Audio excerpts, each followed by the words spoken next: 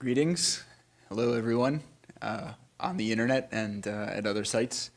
My name is Robbie Boyer. I am the newest member of the INSS PI team. I'm on the geography faculty at UNC Charlotte.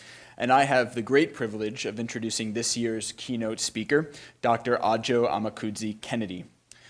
In December, after the conference planning committee settled on this year's theme of infrastructure, Dr. Amekudzi-Kennedy emerged as a logical choice to deliver our keynote address. Kennedy's work examines the nexus of sustainable development and infrastructure planning and pays explicit attention to social sustainability by asking how infrastructure projects can improve both environmental outcomes and the quality of life of its users. She has published extensively at the intersection of transportation infrastructure, decision support tools, and sustainable development at the local, regional, and international scale. Her work on sustainability assessment tools acknowledges that A, different countries and different groups confront different trajectories on their path toward sustainability. B, that progress toward sustainability requires conserving natural capital stocks, reducing waste, and enhancing quality of life. And C, that different countries and groups may be able to accommodate each other's different pathways and timelines towards sustainability without penalty to the overall sustainability of a system, through what she and her colleagues label sustainability footprint management. And I think she'll probably talk about that today. Kennedy is a professor of civil and environmental engineering and associate chair of global engineering leadership and research development at the Georgia Institute of Technology. She earned her bachelor's in civil engineering from Stanford University, a master's in civil engineering from Florida International University, a master's in civil engineering systems, and subsequently her PhD in civil and environmental engineering from Carnegie Mellon University, where she was recognized in 2009 as an outstanding alumnus.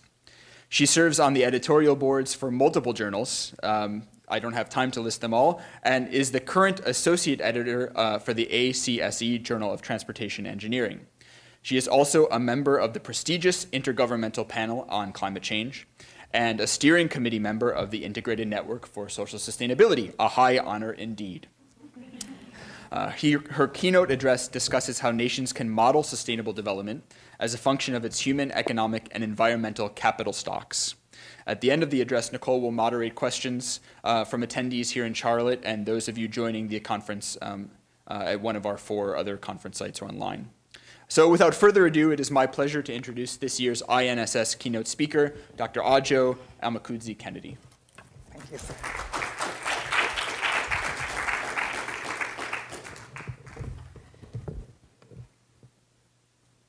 Am I on?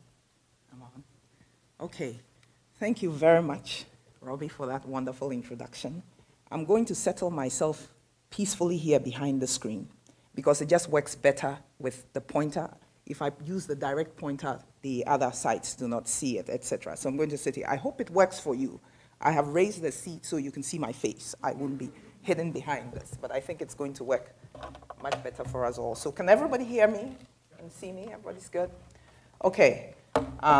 All right. Well, thank you. It's a wonderful privilege to be here. I want to first of all go ahead and thank Robbie for that wonderful introduction. And then I also want to thank the INSS leadership for taking the initiative to offer this space to think constructively about advancing sustainable development, because I think that is a really pertinent question for times, and in particular, to focus on the social capital elements of doing this. I also want to thank the sponsors of this work, because I think that's much needed work today. And what I really want to emphasize before I go on is that I think it's very important that we go ahead and do some very rigorous thinking about these areas. And in other words, we should come up with principles, foundational knowledge bases on which to build knowledge that we can transfer through education. That's one way to impact lives on the ground, okay? And it should not only be limited to academic education. I think we also have an opportunity and perhaps even an imperative to morph those bodies of knowledge that we come up with into practical tools that can be used by practitioners to influence real lives on the ground. So I think that's really what the INSS is in the business of doing, and I am planning to contribute to some of the advancing that thinking in this talk. Where are my slides, please?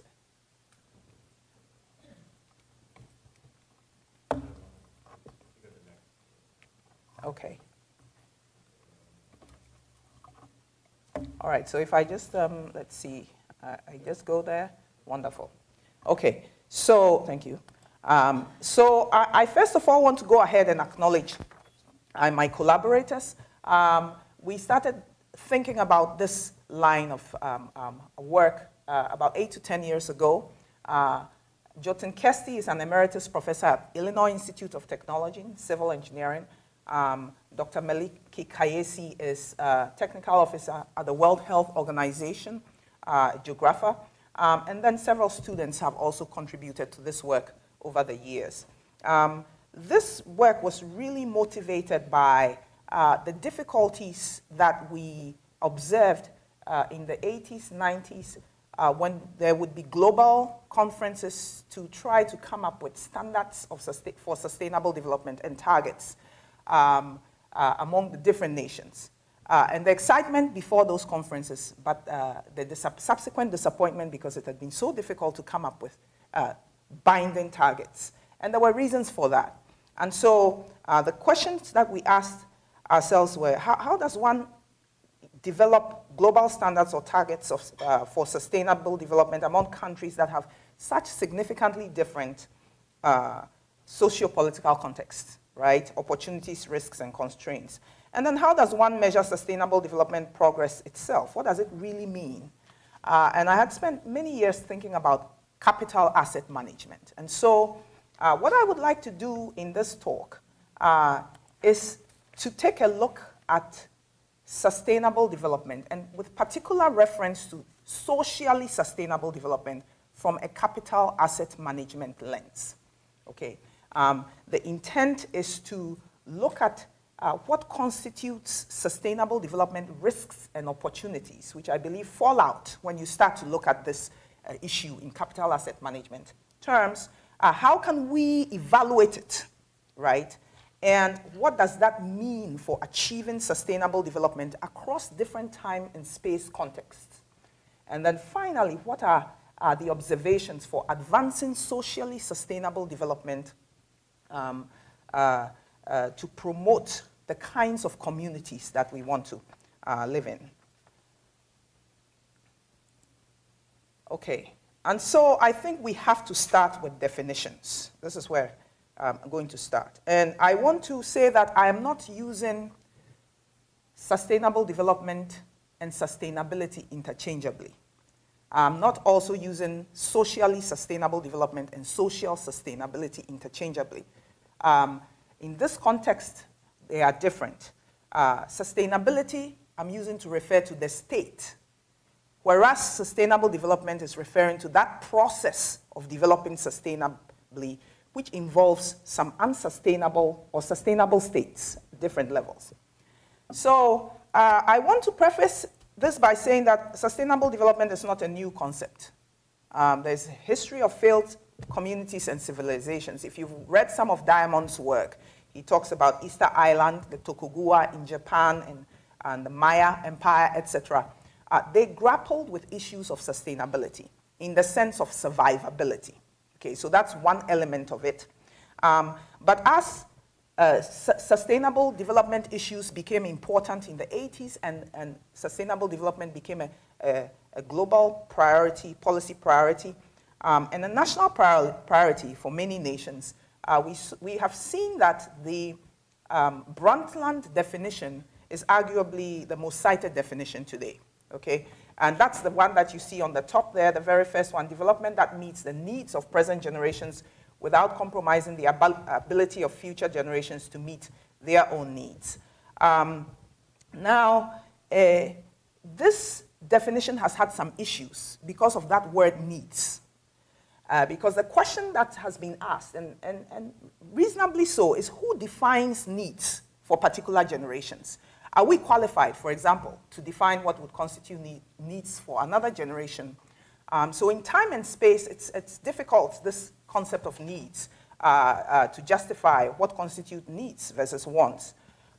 Now, if we look into the human development reports that look at capturing human progress over time, the way needs has been interpreted is choices to lead whatever constitutes a satisfying life for various communities. So it involves both quality of life and quantity of life.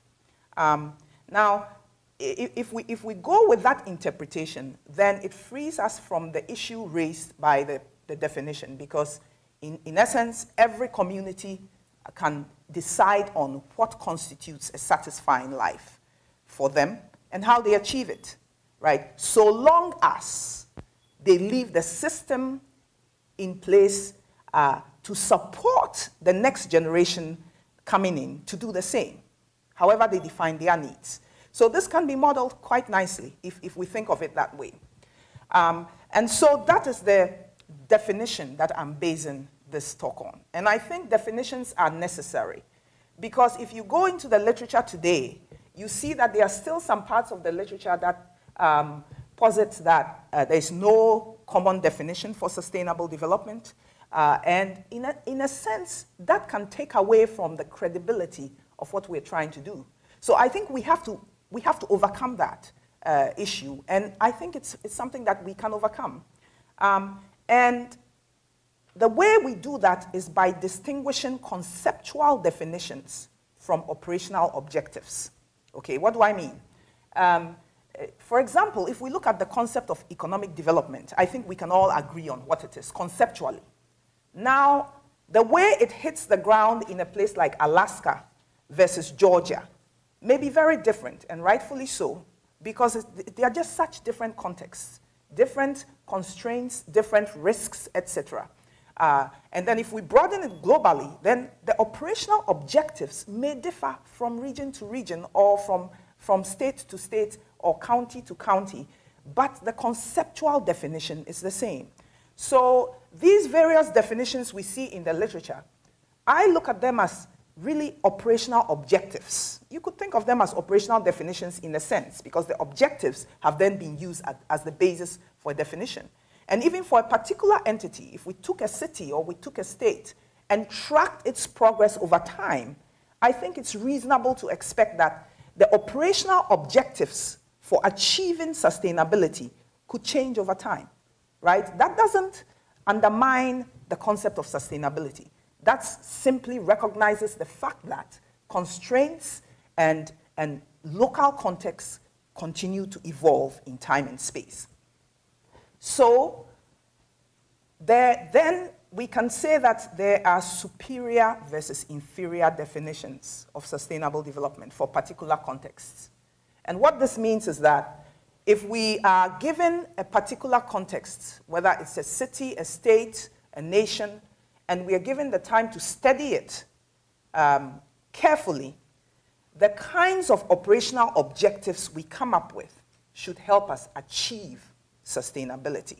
And so we can look at alternative definitions, operational definitions, and say which ones are more superior on that basis. So I'm proceeding with this discussion on these assumptions. Now, historically, communities have been in the business of capital transformations or creation to achieve a satisfying life. What do I mean? I mean that if we could really track what we've been doing from the perspective of the capital that we've been using and transforming natural capital, human capital, economic capital, etc., we could say that over time, what we've been trying to do in different communities is manage these portfolios of capital to produce satisfying lives for ourselves, however we choose to define them, right? Krupat calls this the dynamic interchange in his book, People in Cities, Urban Environment and Its Effects, 1985, published in 1985.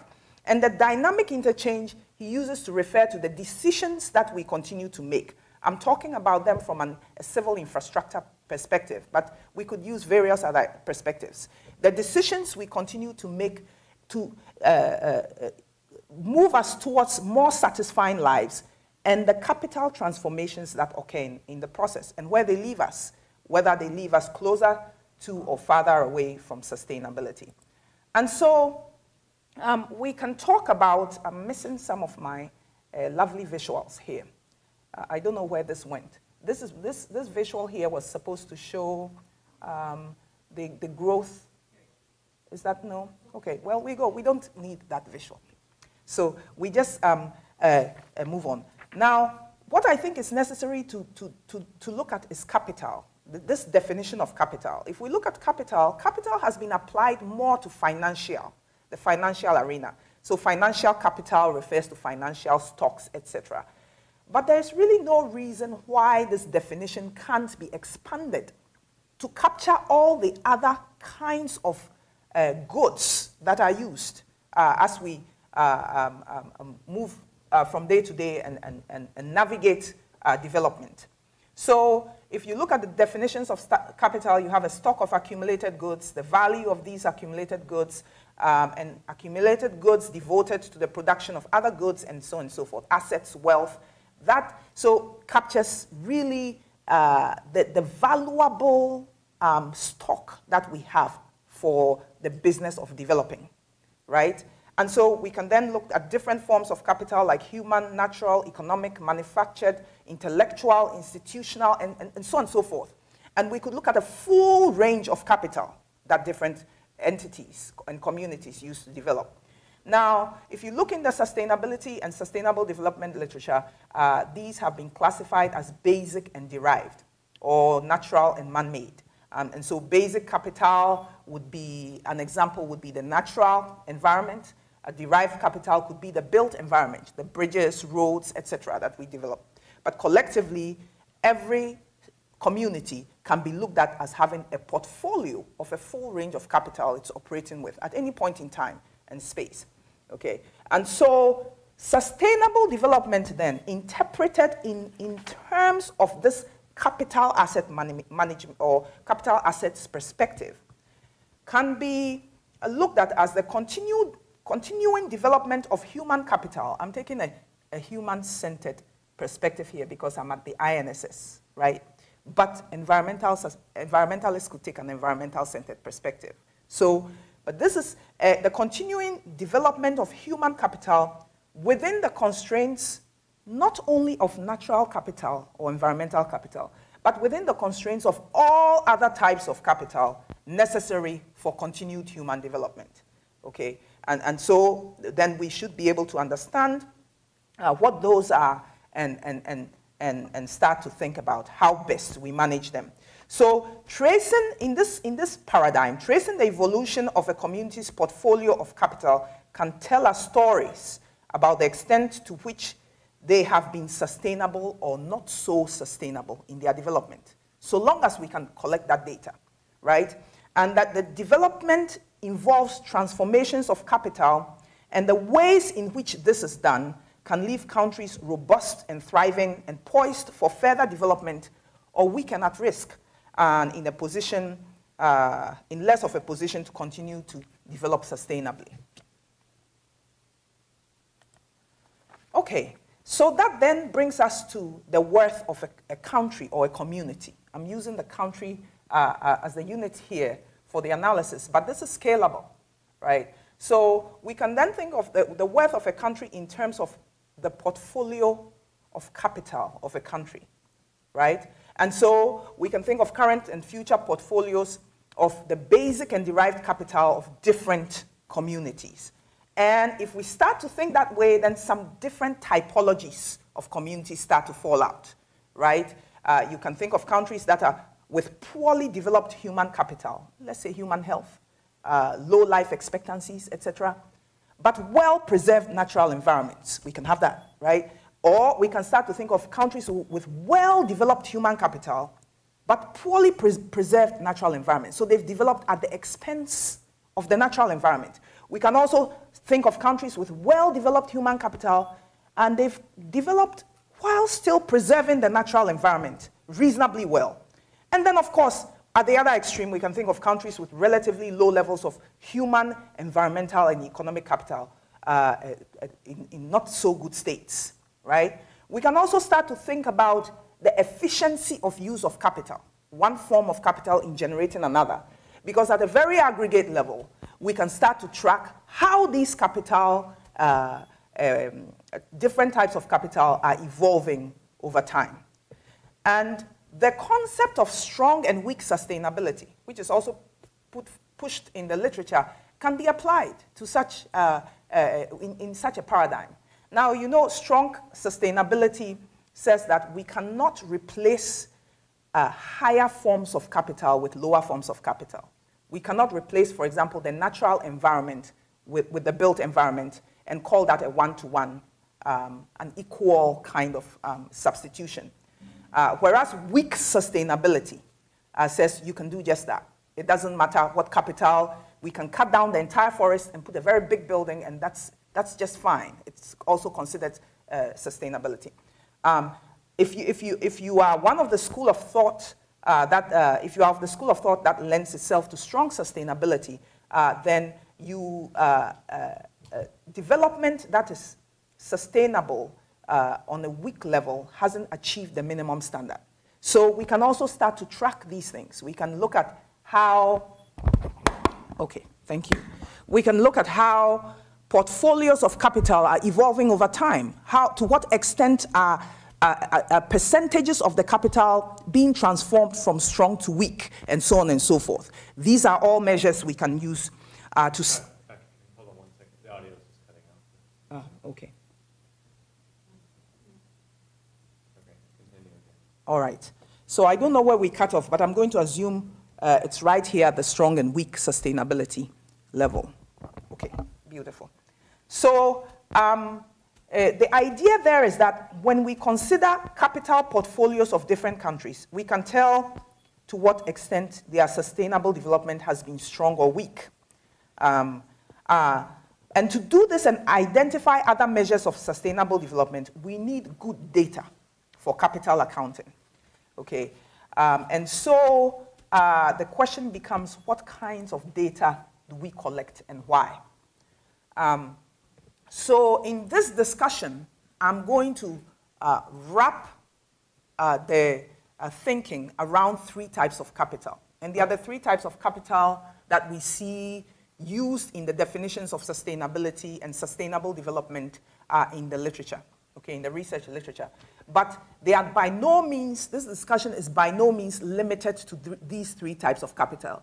We can extend the capital as we wish and extend the discussion as we wish. The thing that is important and which is going to start to emerge very soon is that the types of capital we pick to do any kind of analysis must incorporate the biggest risks to continued development or to sustained development for the community we are looking at, and must also include the opportunities. So the risks and opportunities must be captured. Now, in this particular work, we looked at the Human Development Measure that the UN uses, the Human Development Index. The Human Development Index is a comparative measure of well-being or quality of life for countries worldwide. It includes health, captured as life expectancy, education, and wealth. And it is the geometric mean of normalized indices for each of these 3 dimensions. It's used to determine the extent to which a country is developed. So we put that forward as a measure that we can use to capture human development. It's not a perfect measure, but it can show certain things. Okay. The second measure, which you see in the middle column, is the ecological capacity measure. This is developed by the Ecological Footprint Network, and it is the difference between the biocapacity and the ecological footprint. Okay, the ecological footprint is the sum of land and water area that a population needs to produce the resources that it consumes and absorbs the waste it generates, given the prevailing technology and resource management practices. And so the unit there is global hectares. The unit for human capital is life expectancy in years and education in years, both for children, expected mean of education, expected years of schooling, pardon me, and then for adults, mean years of schooling.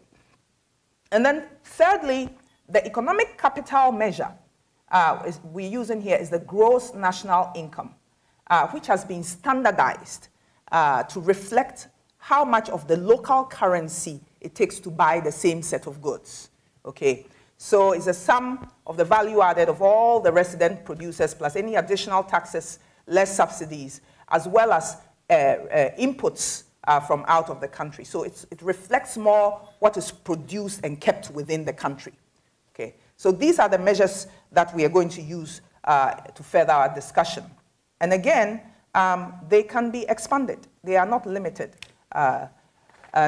And so what we did was to take 35 countries, and we selected them simply to have countries that represent a wide range of these different kinds of capital: economic, social, and environmental.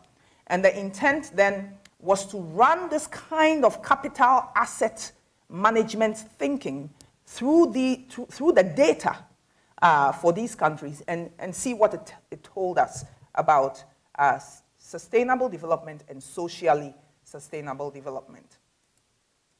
Okay, so I'm going to show you in the next section a series of slides that are showing data for the different types of capital in 2010. And so you see there is a range. There were 35 countries. The first paper on the second slide, if these slides will be made available, have the full set of data. Okay, so I'm just showing examples here. And you see that the human capital being captured by health or life expectancy and education is quite variable from country to country. Austria really has there's a typo in here. It should say, yes, Methuselah types of folks, right? So no, this should say 78. It should say 78 years. So essentially, we see that human capital varies quite significantly across the world, right? And one of the things we can say when we look at this is we can really say that one human year does not represent the same thing in every country, right? You can say that because you look at the density of education or the amount of education, and then you look at the extent of the life. So both in quality and quantity of life, there is significant variation. And we can start to classify these into low, medium, and high. The classification you're looking at here comes from the UN data. And then we can also look at some environmental capital data, okay? And so this is looking at the difference between biocapacity, the total land available, and the ecological footprint, what is being used. Again, we see there's a wide variation, okay? So we start on the top with the US, going all the way down to Canada. And the ecological capacity is negative for some countries and then positive for others. Again, can be classified as low, medium, high. And this data is from the Ecological Footprint Network. Then we can also take a look at economic capital, right? And so this is using the gross national income, which we defined. And again, we see there's a wide variation of economic capital for this set of case study countries we looked at, right? So with countries such as Burundi, Burkina Faso, very low, all the way up to Australia, Canada, Australia, and USA, very high. So certainly we can see that the capital footprints, the portfolio capital footprints of different communities can be significantly different, okay? That's what this really says here. So in order to really look at this better, it would help if we scale the metrics, okay? And so what you're looking at here in this table is a scaling that's offered for these metrics. Now, for the human capital, the scaling is provided by the United Nations, right? The UN Development Program. And so the indices, anything from 0 to 0.445 are considered very low or low. And then anything from 0.749 upwards, high. And then the middle part, range there is medium. For the economic capital, the same thing. These are provided by the UN. Low-income countries have a GNI of 1,005 and less. This is 2010 data, and so on and so forth. For the environmental capacity data, there are no cutoffs provided by the Environmental Footprint Network. And so these are essentially relative cutoffs that we suggested, that anything that is below 0, so where you have countries operating at a level where they are using environmental resources higher than what is available, that is considered overshoot mode. Operating in overshoot mode are going to be considered as having low environmental capital, and anything above that is considered medium or high, and the cutoffs can be applied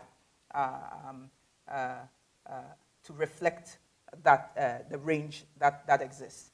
So if we start to think in these terms, then the concept of a sustainable development risk emerges.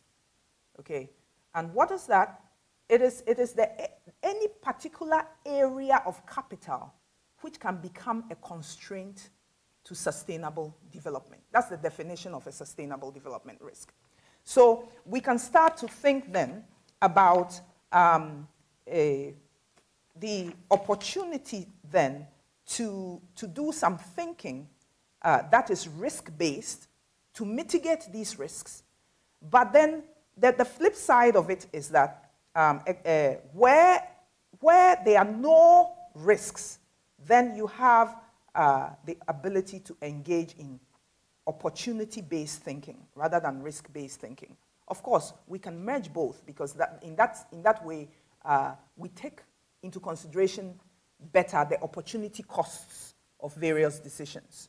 Okay, so using this kind of thinking and this framework, we run them through the 35 different countries to produce a portfolio capital footprint for the different communities. And so what you see, how we have presented them, is that H refers to a high level of capital, M is a medium level of capital, and L refers to low level of capital. And you understand that these are relative levels. And their ordering is human capital is the very first one in the vector. Ecological capital is the middle one, and economic capital is the last one. So you have countries like Australia and Canada, which fall into the high capital category, right, and so on and so forth. And there are 27 typologies of communities that fall out of this because of the permutations, right? Yeah. And so you can see that, or you can go all the way down. The CHLH countries have high human capital, low environmental capital, and high economic capital. That's where Austria, USA, and a few other countries fall. We can make our way down, look at places like the CLML countries, medium human capital, low ecological capital, medium economic capital, countries like Ghana and India, all the way down to CLL countries, which have the highest risks. They are low on human capital, low on ecological capital, and low on economic capital. And what I suggest to you is that the issues, the contextual issues in these different communities could be significantly different. Okay? And so if we want to just drill down a little bit and see some of the kinds of things that emerge from these typologies, we can say that countries like Canada and Australia, in a desirable state of having relatively high levels of all three types of capital. The national governments have been successful in providing high levels of human development, right, for their citizens within ecological limits. They've been also successful at generating high per capita GNIs or economic capital at the same time, and so on.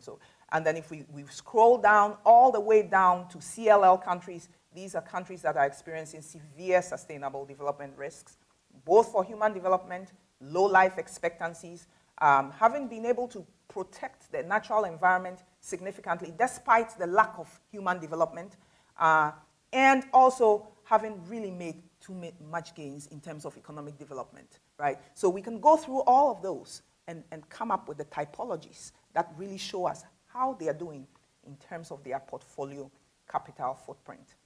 Now, we can also show that visually.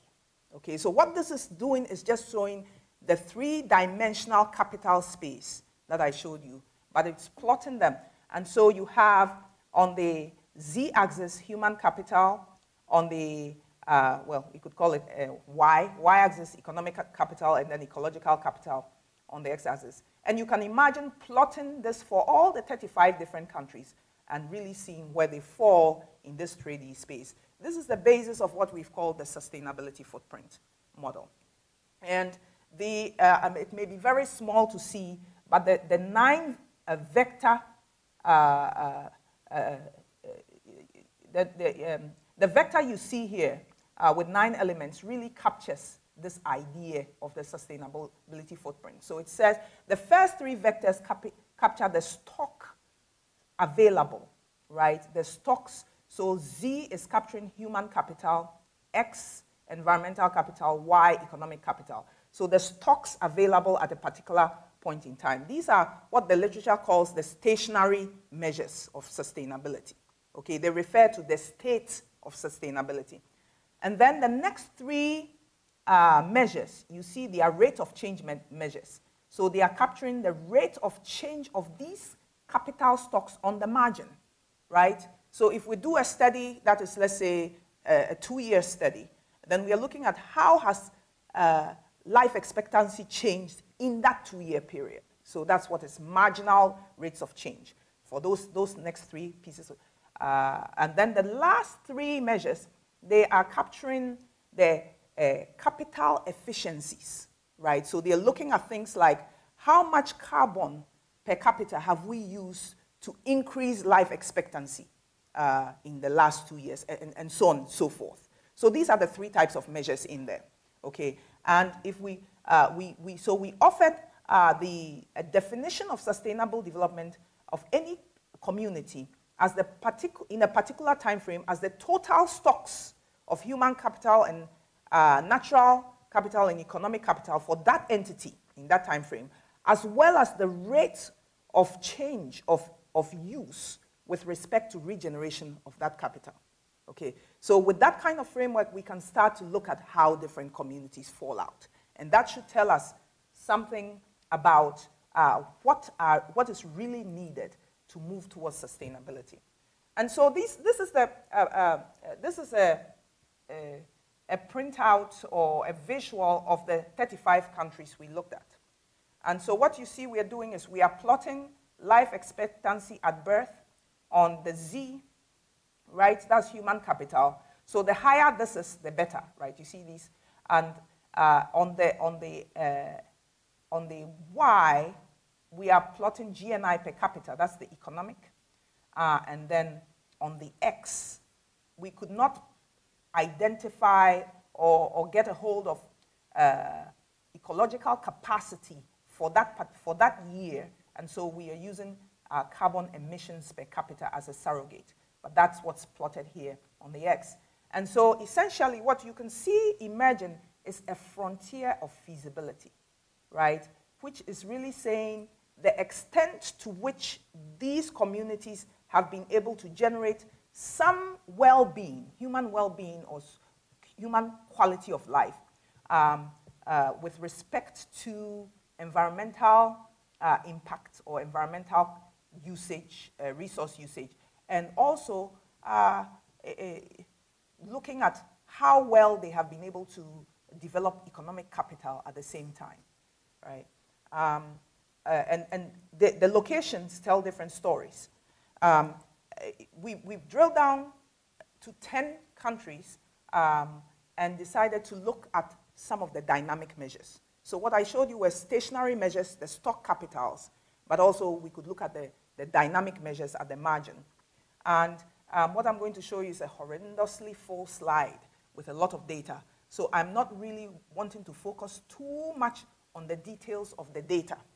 But I want to tell you exactly what is in there and then use that to give implications for this kind of exercise. So pardon me, it's very small, and I don't like showing slides like this, but the intent is really not to focus on the detailed numbers, but the categories. So the first 3 categories are the stock capital, right? So the study period, the data is from 2005 to 2008.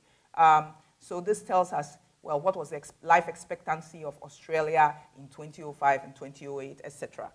And then we do the same thing for the environmental capital and the same thing for economic capital. Those are the first set of columns that you see, and you see how they change over time, right?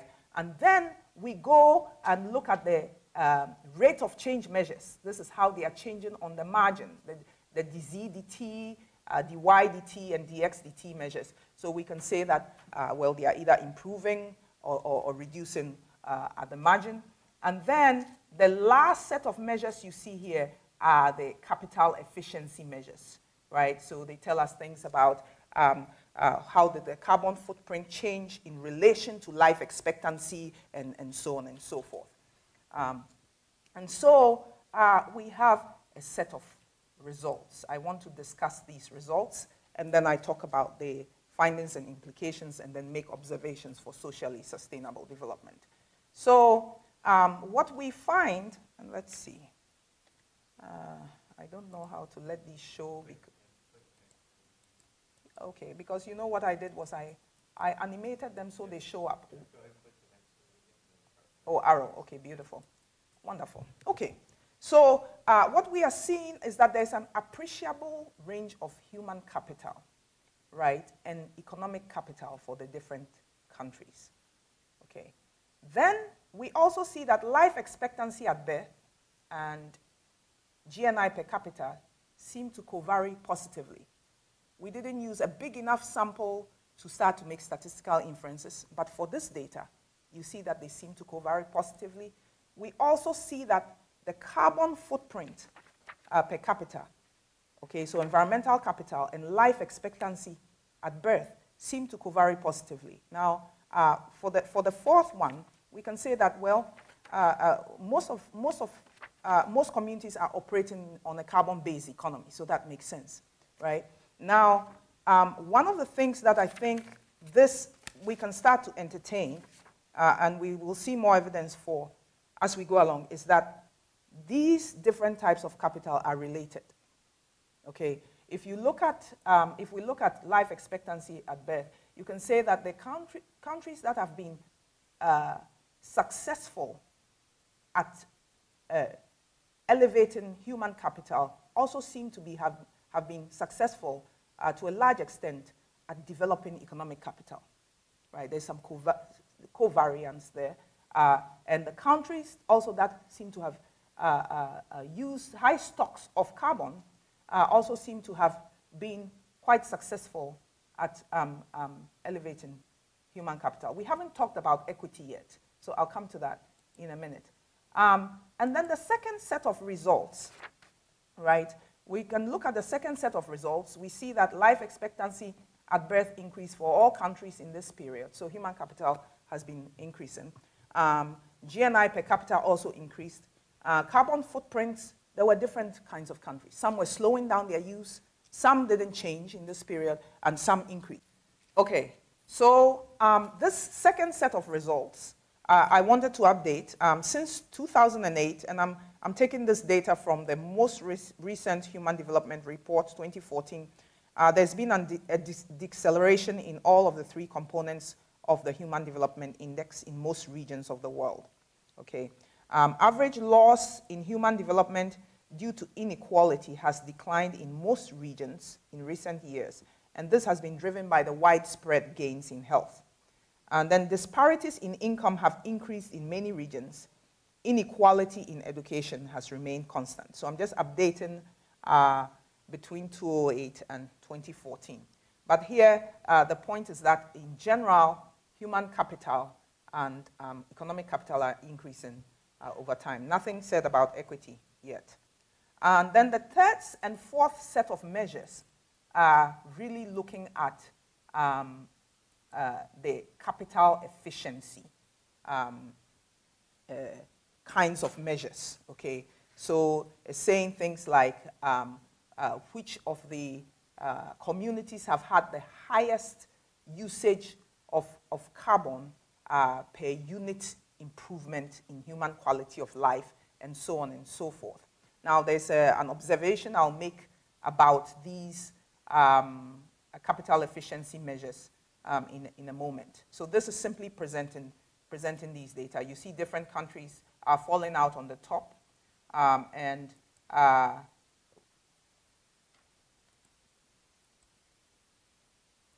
we can look at, again, these efficiency measures. Essentially, what comes out of all these efficiency measures is one thing we can observe is that several of the countries that rank highly for a number of these measures do not have any risks. They do not have any areas of capital where they are considered low. Okay, and I think that has some implications. So let me get to 7 findings and implications. I'm going to try to wrap this up in the next 10 minutes so we have time for Q&A. And so the first one that we can say is that sustainable development risks are not limited to one form of capital. I mean, I think we all would agree about that. And so we have to start thinking about the risks that are most critical, and that should inform the kinds of policies and decisions we make moving forward. Meaningful and realistic standards and targets can be set in a data-driven and transparent manner, in the sense that so long as we can collect the data, okay, measures can be compared within particular typologies of countries to set standards or targets, okay, using those frontiers of feasibility, right? The frontiers of feasibility tell something about the extent to which it's possible to achieve certain levels of gain for all the different kinds of capital. So, so long as we can collect the relevant data, we can start to think in these terms. The third finding is that the overall sustainable development risks of these communities will decrease as the individual countries address and decrease their respective risks. So in essence, we cannot really achieve global targets without addressing the local risks and local opportunities. This is somewhat evident, right? But I think it's worth noting. And then this, I think, is a very big finding. The findings seem to support the idea that sustainable development is a systems phenomenon. Okay, now what does it mean? It means that if you look at this data very closely, the best practice countries are those that are well balanced in some form and have no risks. So rather than those that have extreme successes and some risks. So in other words, balance is important. One capital strength does not compensate for another capital weakness. And the way I like to think about it is this 3-legged stool that we've been seeing in the literature. If we try to grow the 3-legged stool, just imagine, we took a little bit of wood and put it under one leg, short enough that the stool will not topple over. Then after a little time, we put a second piece of wood, same length, the stool will still not topple over. Then we put the third, it would raise up, and then we keep doing it. But if we wanted to be very greedy and put a very long piece of wood on one leg, the stool is just going to topple over very quickly because there's just no balance. That's what this data is really, I think, that's what's emerging from this data. That if you can grow in a way, grow human capital, grow economic capital, because economic capital is critical. It actually can be resilient. It can offer resiliency in times of disaster, right? And grow and preserve environmental capital and continue to grow that capital portfolio systematically over time, understanding the interrelationships and preserving those important interrelationships, then we are developing sustainably, right?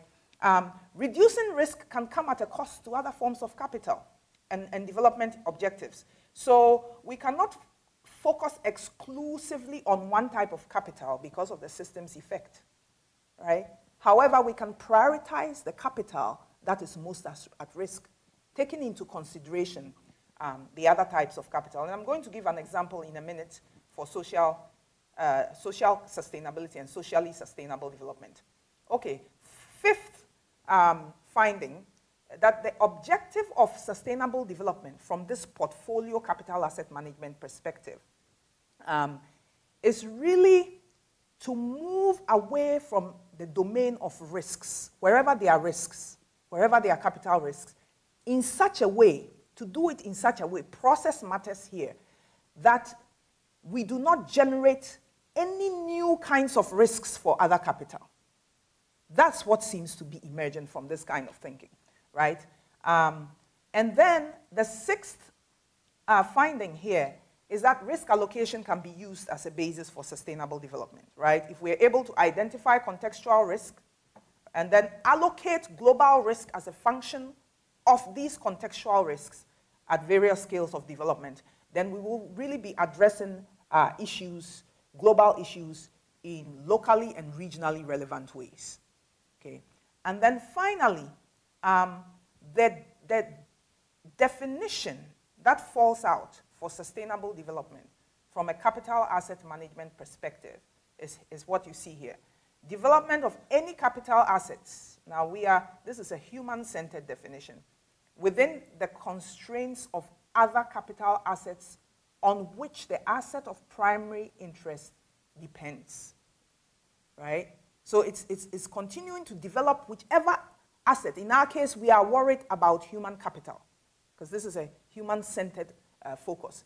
But we have to do it in a way that operates within the constraints of natural capital, economic, intellectual, all that in a way that the constraints are recognized.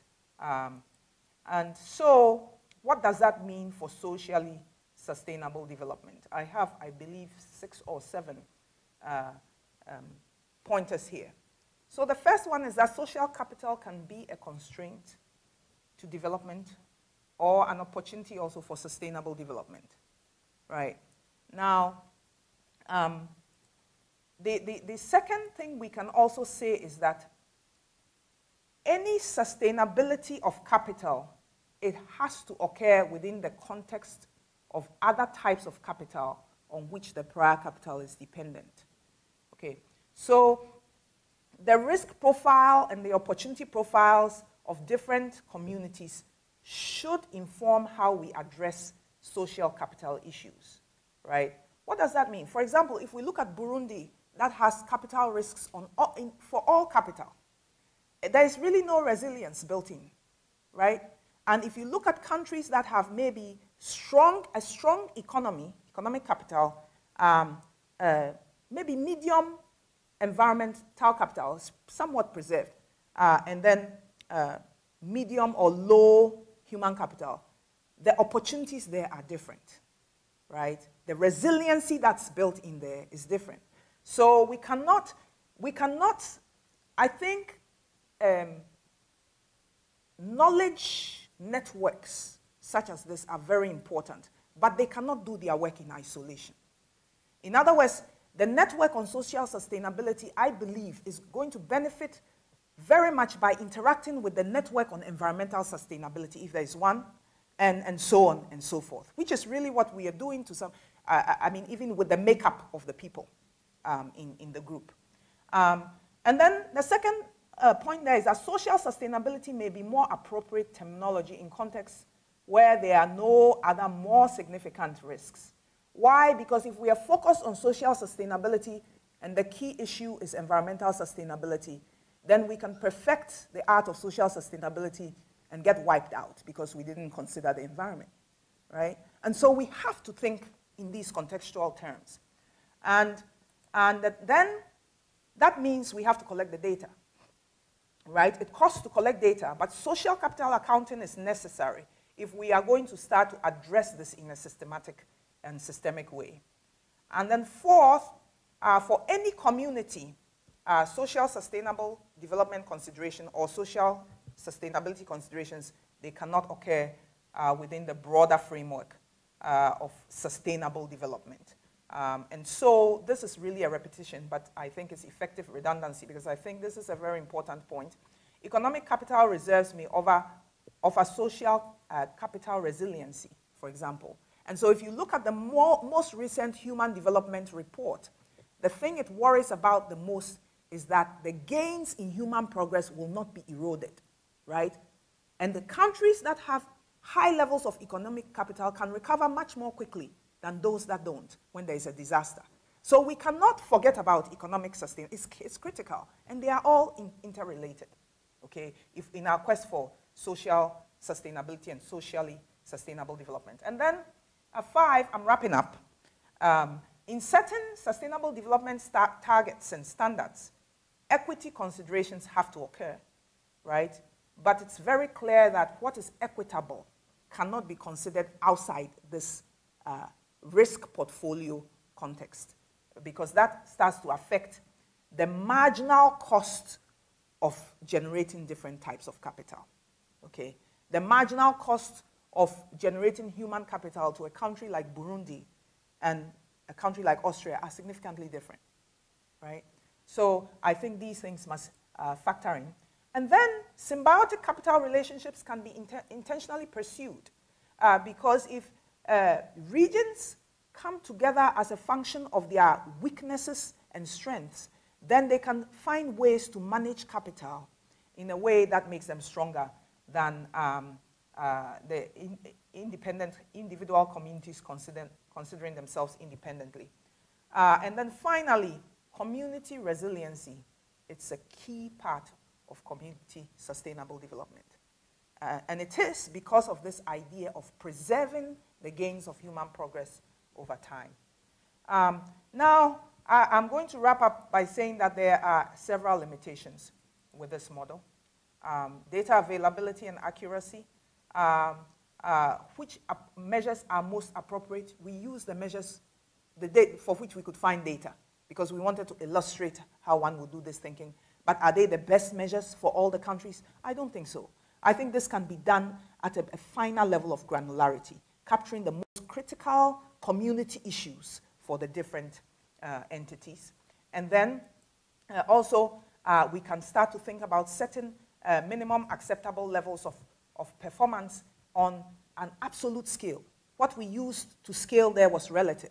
It was what was provided. It's not really related to some physical concept per se of sustainability. So I think there's more work to be done there.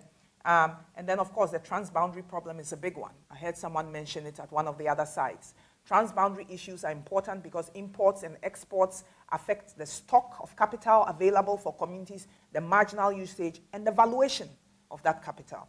And then finally, the attribution of impacts to various decisions. When you're making so many decisions, how do you attribute the impacts? That's a difficult one, but not insurmountable. There are other limitations in the paper, and I think we could probably spend another 30 minutes on them. But the point I do want to make is that we can start to forge ahead, look at the limitations, and continue to address them to refine our models and our thinking and make these practically available.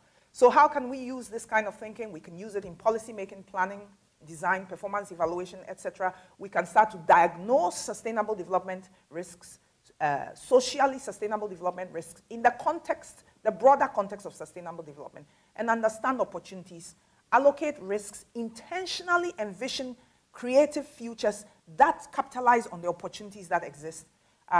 We can use these to help us in defining objectives, setting standards, and developing targets. And we can track and manage our progress based on these standards and targets. And so with that, I'd like to end this actually with a quote. And this is a quote that comes from Dick Jackson's presentation yesterday. I thought it was very appropriate. If you look at his abstract, he says, piecemeal solutions will fail. Okay? Solutions must confront challenges across many domains. I think this is particularly relevant to the whole thinking of sustainability. Piecemeal solutions that do not recognize the system's nature of environmental sustainability, social sustainability, economic sustainability, those piecemeals, they really lose some great opportunities. In other words, there's opportunity cost to not thinking about this issue in a systems manner. Thank you very much.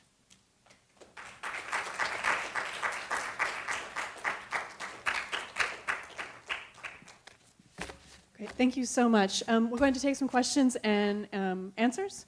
For the other sites, if you could type in if you have questions. If you have a couple, we can give you microphone rights to do.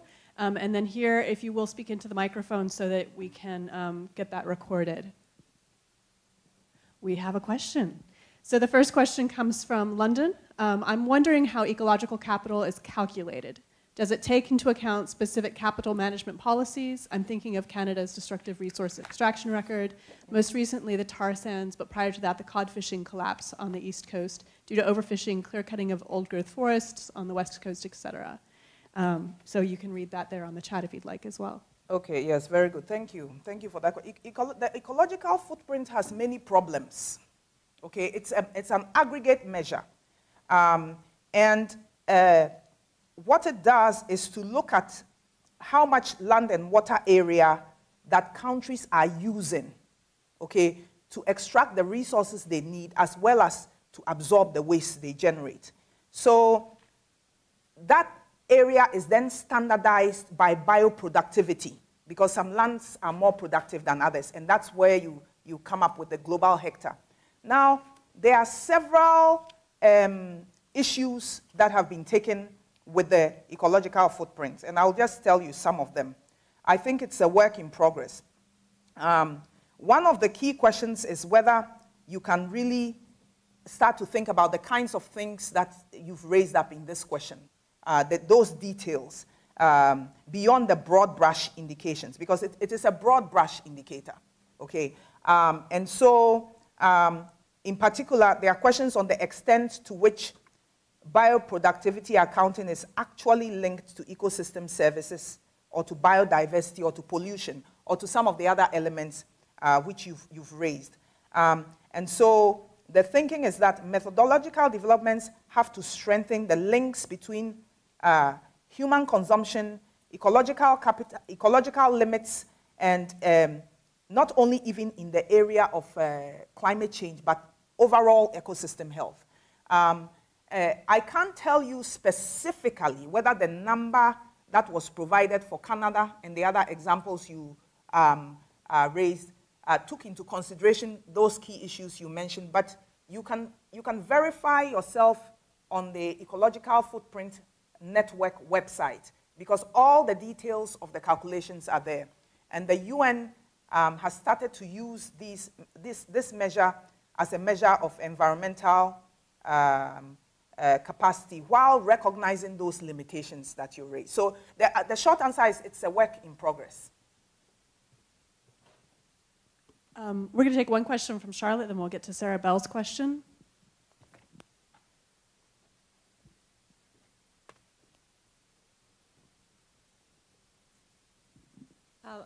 I wanted to sort of point back to your own limit on the trans-border piece, and actually that seems to be in line with the OSU question as well.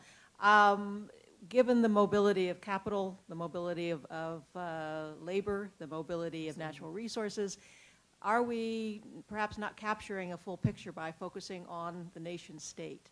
Strikes me that that could be a very serious limitation if what we're looking at, and as you've described it, is a holistic problem, that by using that as our start point, we in fact are making the sort of our implications somewhat more limited than they might be understood otherwise. Absolutely. I mean, and so does everybody hear the question or I have to repeat it? Everybody hears the question. Okay. And so, yes, I couldn't agree with you more. I mean,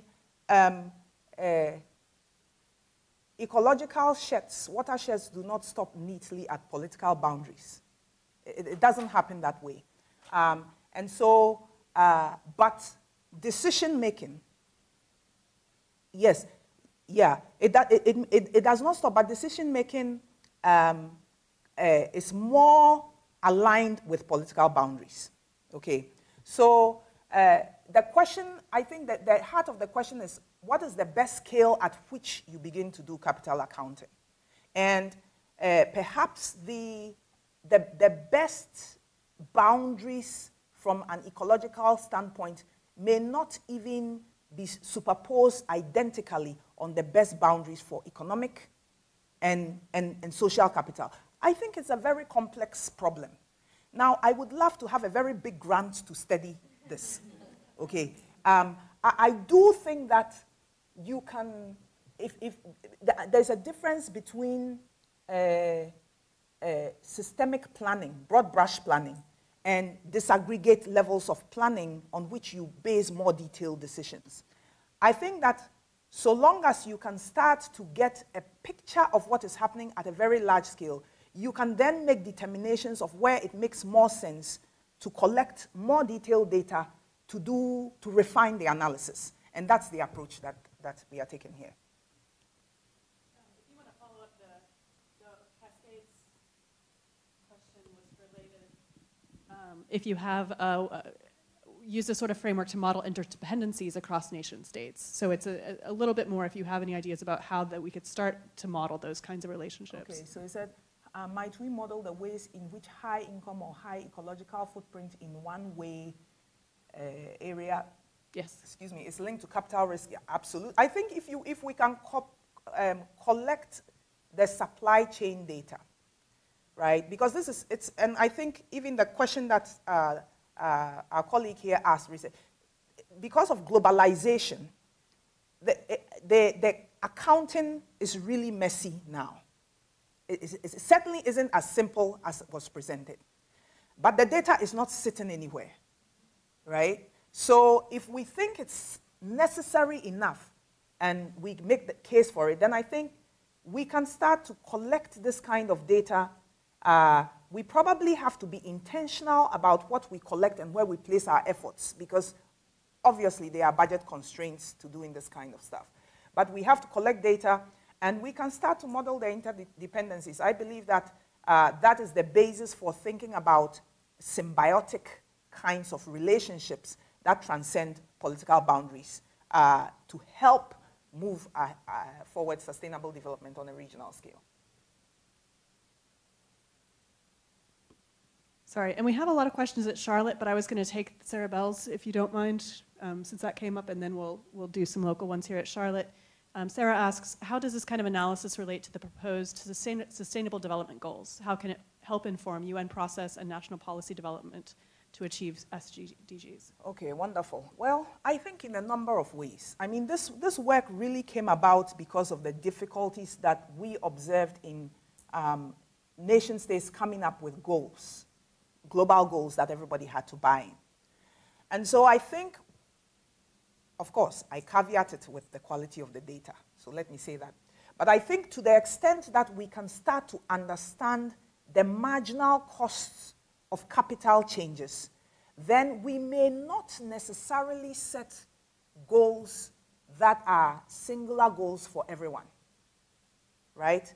We may start to set goals that are equitable with respect to the marginal cost of different kinds of capital. We may start to set regional goals and allow collaborative processes to determine what different communities or how different communities are going to contribute to those goals in ways that are acceptable to all the stakeholders of those. So I think we might start to think about regimes of communities that have similar typologies and have a set of more appropriate standards applied to them. And with the fabric of all the standards then rolling up to some global standards that make sense at the global level. So it allows us to do some disaggregate thinking that is more pertinent to the local context or local community context of these entities.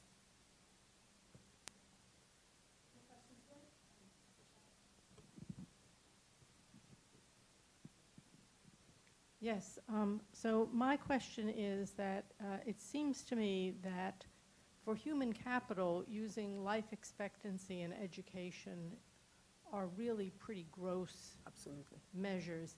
Yeah. And whether there's thinking about other measures that could give us perhaps a better handle on questions of equity.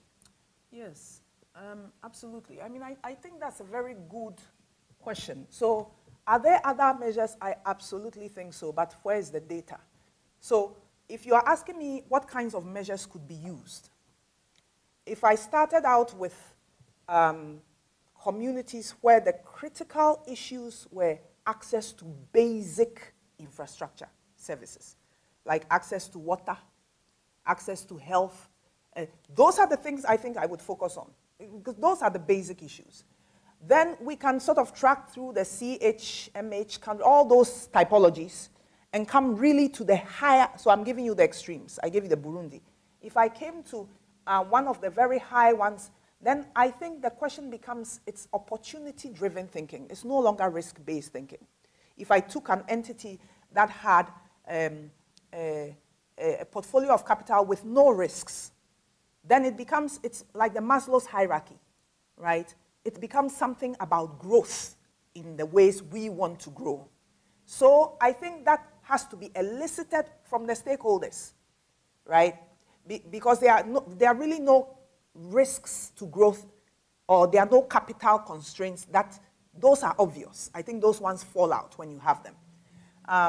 And so how would one go about this? I think we would have to understand from the stakeholders where they want their growth to go next. And that's what will drive the performance measures. So in communities that have both opportunities for growth and risks, then I think it's going to have to be both. But I think these are non-trivial exercises. And they take time, and they take a lot of effort in data collection. And so there must be the will to also implement them to see substantive gains on the ground.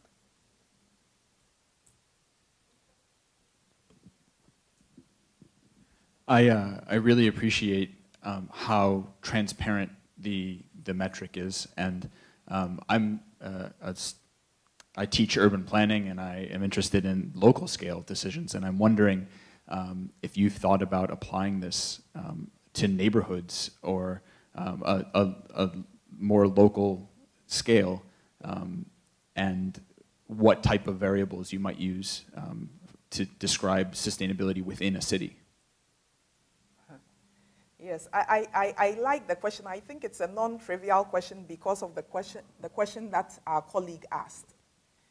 Because I think that the transboundary problem is non-trivial. So if we could take Charlotte, for example.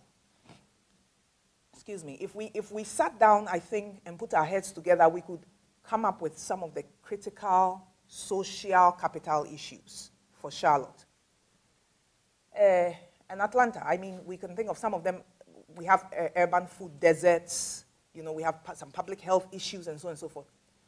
So long as we can collect data that represents the footprint of that city or metro area, after having identified those, then I think we are in the direction for doing something useful. But I think it's very difficult to do because we have to do life cycle accounting for all the kinds of capital we are using. And that is, for me, a frontier of thought. So the short answer to your question is, I have thought about doing this, but we haven't gotten there yet. Because even at this level, I think you would agree with me that it's a kind of a gross analysis in terms of measures. So to now take that and say we are going to do it for a city, we would really have to elevate the quality of data. I want to be able to do that at this level sufficiently before morphing to those levels. But I do think that thinking can be used to do some kind of back-of-the-envelope analysis for cities, understanding that the limitations of that analysis.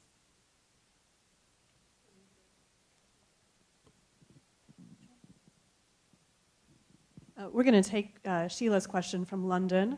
How can the capacity or capability for development be factored in, and also contrasting national priorities or scarcities, or maybe what type of factors can be used? Okay, how can the capability for development, what does that mean? Okay, so maybe while we are waiting for Sheila, let me go back and do an addendum to Robbie's question. So one of the things we did, Robbie, is we tried to look at how you can apply this sustainability footprint concept to a socio-technical system, like a transportation system, okay?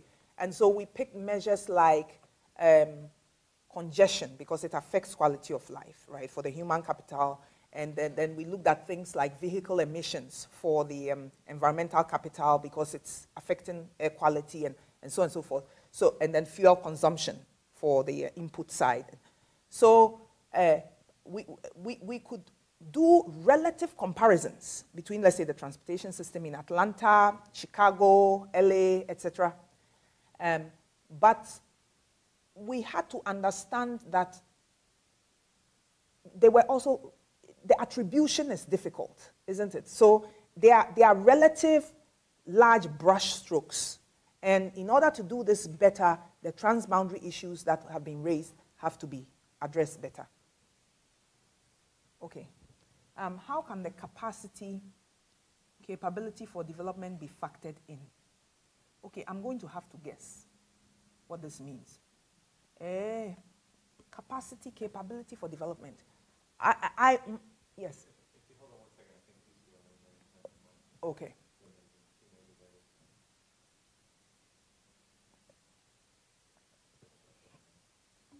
Okay, different capabilities. The developing countries will have less means. Yes, absolutely. Okay, well, so if I take a strong sustainability point of view to answer this question, then in essence, what I will say is that the developing countries certainly have less means available to develop, because if you look at the numbers, they have less economic capital, they have less human capital. But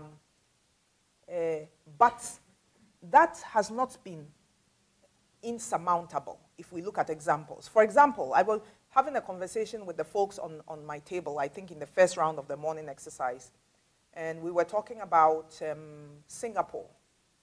Now, Singapore in the 60s had the same kind of footprint as several African countries. But Singapore developed quite significantly over the past, has developed over the past 20 years. And so, is it possible? I think it's possible. I think, I think there must be a political will to develop. It must be intentional. The models for development have been different, but the ones that have been sustainable, a good number of them have focused on what capital is available within, as opposed to borrowing or trying to rely on some external influxes, which do not tend to be sustainable. But of course, when there are crises, then it all falls apart, right? So in other words, if you had a country that had CLLM, for example, and there was a major storm, then there may more likely be need for help to stand up the stool and then enable the stool to continue to be built. But it's a process. I mean, what comes to mind now is slow cities. Have you heard of the concept of, and that you just take the development slowly and put it in place over time and put it in sustainably, maintain cultural identity, and keep developing. And so there are less means available, but for example, if you look at Japan, Japan has very little land, isn't it? It has very few resources in a sense, but has been able to develop quite successfully.